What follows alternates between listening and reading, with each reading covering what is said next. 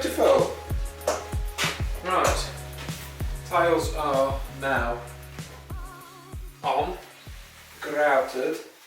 Just got to seal around the sink with silicone, and then that's all done and ready. I'm pretty much ready now to start brewing, I reckon. There are a few bits and bobs that I can get done anytime, but the actual meat of the operation is done, I think. As you've seen, we've added something that I wasn't really thinking about adding. Reverse osmosis. This wasn't in my mind for putting in anytime sort of soon, and then I thought, well, you may as well get it in while you're tinkering about with stuff. So I've gone for this reverse osmosis water for brewing because, as you know, the previous beers that I last brewed at the old brewery, I was adjusting my water profile, but I was adjusting it to my water profile that was done like years ago. So when I was at the old place, I went over to see Harry and Tony Yates, if you remember, and we brewed a beer, the Norseman, and I took a sample of my tap water up there, and Tony tested it. So I knew parts per million of everything I needed to know to put into beersmith. But of course, the water that's coming out of your tap can change. So if you have a testing kit, you can test it like every 6 months or something like that to make sure that you are putting into beersmith the right calculations. But of course, because I don't have a test for it to test the water, I didn't. So I was using the same results that Tony gave me sort of years after, which was pointless really. To notch it up and to sort of get consistently better at brewing, I thought, well, I'll start with pure water and then it's never going to change. I've mounted it there. It seemed like the best place to put it. I was thinking about putting it over this side above the keezer, over here, but then it was a bit of a stretch. It was going to be pulling a cable across here, a tube across here to fill up, and I thought, oh, it'd look a bit messy, so I popped it there. It's out of the way. There's nothing that's going to really affect it there, and the actual connector, the faucet connector, because this particular filtration system came with a tap that people put through the worktop. Don't think it's actually recommended to drink reverse osmosis water, but that's what they're sort of aiming it at. So the hose that's going to feed this, but we're not using this, it's just going to go straight to the pot, is here, so I can just drop it straight out and into the pot. It's quite neat, just being there. So we've got the 5 filters, sediment filter, granular activated carbon, the carbon block filter, and then this first filter on the top is the membrane, so this is the reverse osmosis filter. But then it runs through a 5th filter, which is the inline filter. This is to take out taste and odour, to reduce that in the water. I'm not bothered about that, I just wanted it going through the reverse osmosis filter. It also came with a storage tank, which again is supposed to sit under your sink in the cupboard, and I don't know what I'm thinking about doing with this. My initial thoughts is to just do away with this completely and bypass it. The only issue with that is, let me take it off the tripod, see if I can show you. So now I've got it down here, I can move around it a bit better. So this is the water in. So the water comes through these 3 filters. It then comes out the back through this tube here, and it passes it through the reverse osmosis membrane, which is brilliant. It then sends it through hither, which then comes through here and up to the 5th filter, and it's on a T.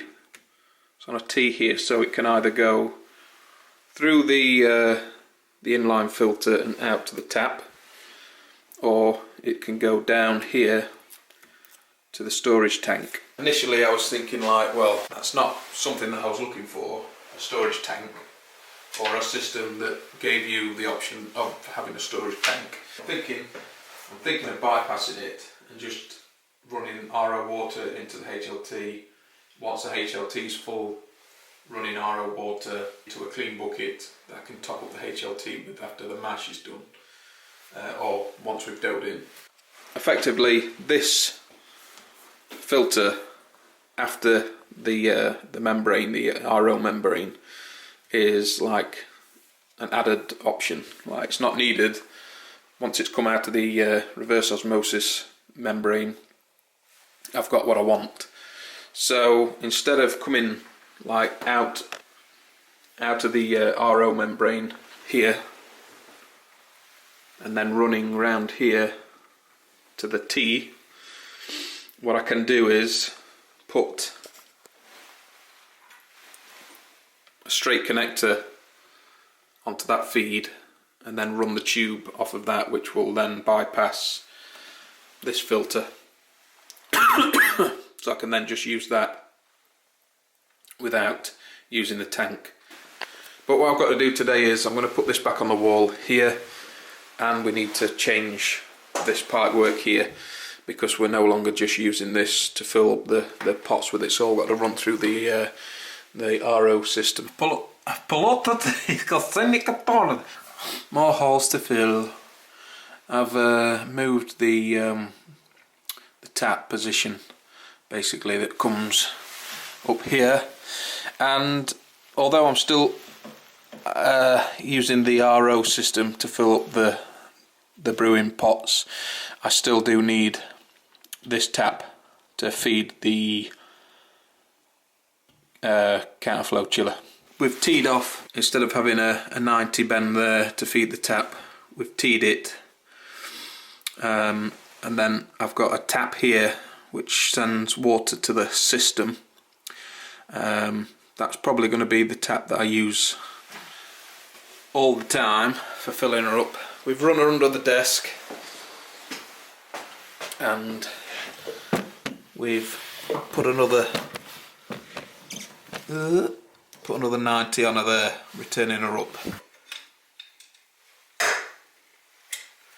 And that's it.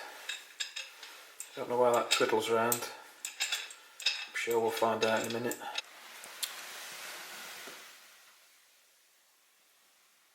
We've done it. We're at full pressure. The tap on the other end is open fully. We're open fully on here. That's off, that's on, and we're not leaking. So I don't want to faff about with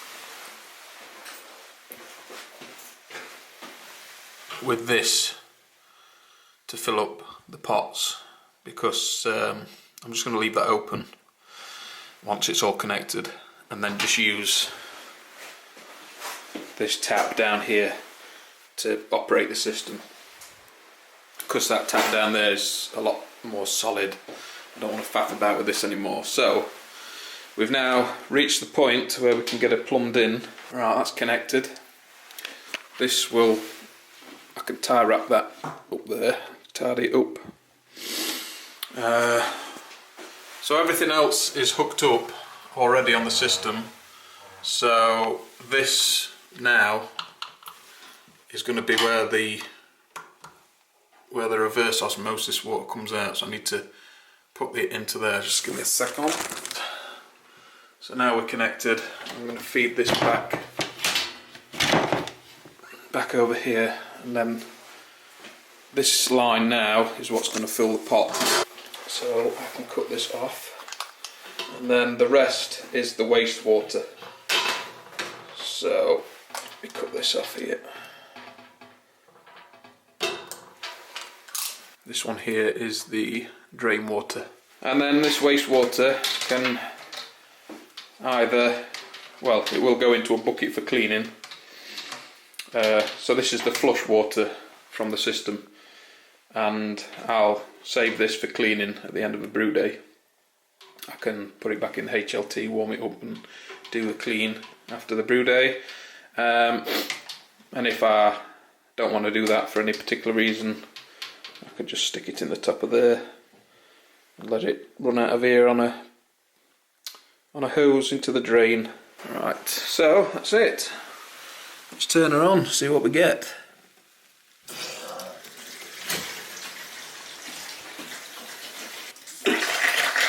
Oh, careful. So this is the filter that's leaking, and the O-ring's on right, it looks good. This particular filter has a little rubber gasket on the top, but it also has the same thing on the bottom. It's no different top to bottom, so maybe I just hadn't screwed it on properly.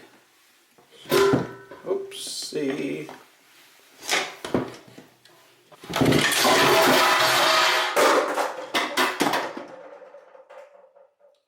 Ta-da! This is what we've achieved so far. It is a slow process. I wasn't expecting anything quick at all, because it isn't. But it's dripping okay, and everything in there is pure water. So if we were brewing with this, obviously we've stripped the water back to nothing, and then we can add what we need to add and be absolutely sure that the additions that you put in to make the beer are spot on. Anyway, that's it, fellas. Ladies and gentlemen, we are up and running with RO. That's it, fellas. That's it. So as always, don't forget to come up with a kiss and do. Don't forget to like and subscribe. Thank you, my love. Next video, I'll see you until next time. I'm out of here.